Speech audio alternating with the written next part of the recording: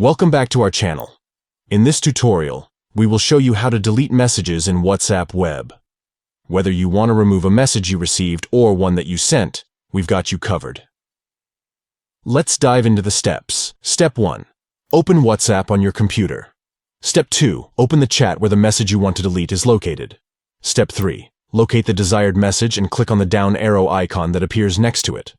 Step 4. From the options that appear, select Delete. Step 5. If the message was sent to you, confirm the deletion by clicking Delete for me. Step 6. If you are deleting a message you sent, you have the option to choose between Delete for me or Delete for everyone. By following these 6 simple steps, you can easily delete unwanted messages in WhatsApp Web. Keep in mind that deleting a message for everyone will remove it from the chat for all participants. If you found this video informative, please give it a thumbs up and consider subscribing to our channel for more useful tutorials like this.